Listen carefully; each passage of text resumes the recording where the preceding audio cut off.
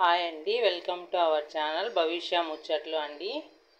నేను ఈరోజు chilli chicken చేస్తున్నానండి. చిల్లీ చికెన్కు కావాల్సిన పదార్థాలండి: 1/2 కిలో చికెన్ తీసుకున్నానండి, కొన్ని పచ్చిమిరపకాయలు, ఒక 2 ఎర్రగడ్డలు, కొంచెం అల్లం ముక్క, తెల్లగడ్డలు, కరివేపాకు, కొత్తిమీర అండి.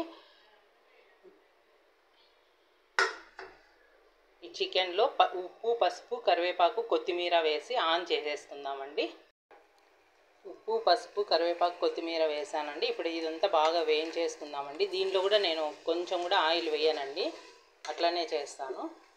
ఇది కొంచెం బాగా వేగి నీళ్ళంతా ఇంకిపోతే నీసు వాసన అనేది రాదండి, బాగుంటుంది. ఇది వేగేలోపు నేను ఇవంతా మిక్సీ పట్టేసుకుంటానండి. పచ్చిమిరపకాయ, ఎర్రగడ్డ, తెల్లగడ్డ, అల్లం అండి, ఇంకేం వేసేది లేదు మసాలా.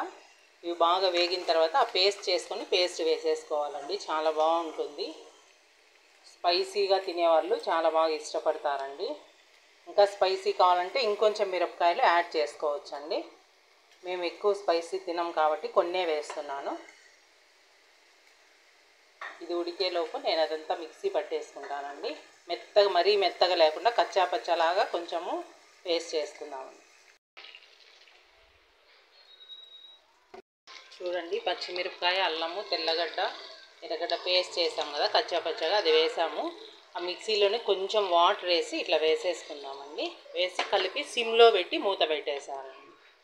సిమ్లో పెట్టి మూత పెట్టేద్దాము. బాగా కలిపేసుకొని, ఏం అవసరం లేదు, ఫాస్ట్గా, ఈజీగా, టేస్టీగా చాలా బాగుంటుందండి. ఒకసారి ట్రై చేసి చూడండి. స్పైసీగా తినే వాళ్ళకు ఇంకా బాగా నచ్చుతుందండి.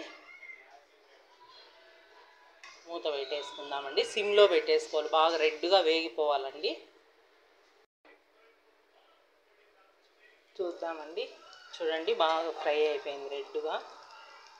చూడండి, చాలా బాగుంటుంది టేస్ట్. స్పైసీగా తినే వాళ్ళకు చాలా ఇష్టంగా తినచ్చు.